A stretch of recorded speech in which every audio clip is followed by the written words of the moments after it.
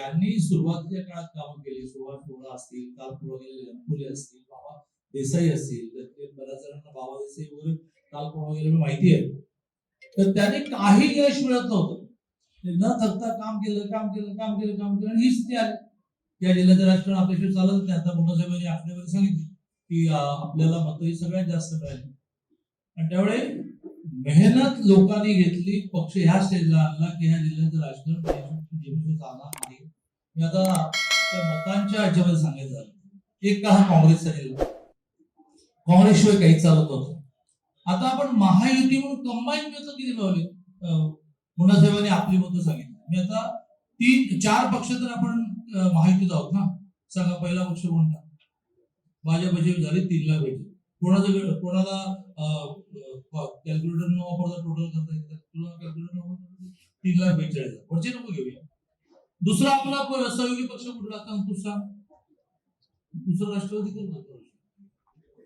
आपल्या राज्याच्या क्रमामध्ये आपण देवेंद्र एकनाथजी नंतर काय कोण कमी कोणी जास्त असं नाही.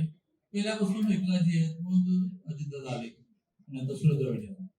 म्हणून मग शिवसेनेची मतं घेतली तर ती झाली 3,09,000. 3,42 आणि 3,9 6,51. माझे आई वडील दोघे निरीक्षण होते. सगळं टोटल मी 2 मिनिटात करून नवीन कॅल्क्युलेट केलं. 6,51. मग आता राष्ट्रवादी किती मतं? 3,41. बोला. चष्मा लागला, मी भरपूर अभ्यास केला. 3,42, 3,9, 3,41, 3,3,6, 3,9, 9,92. बरोबर. काँग्रेसची किती? 2,84,000. वर्षानुवर्ष या जिल्ह्यामध्ये राज्य केलं.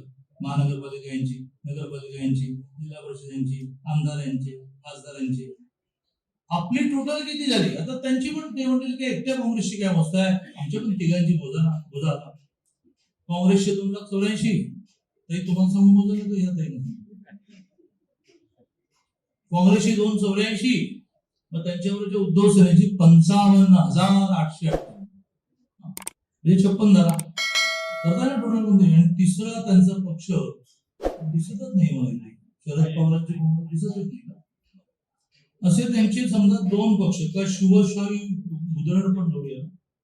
राहुल देसाई जोडले काय नाथाई जोडले. चला ताई टोटल सांगा. काँग्रेस 2,84,000, उद्धव सेना 5,898 आणि बुजुर्गची शिवशाही 41,000.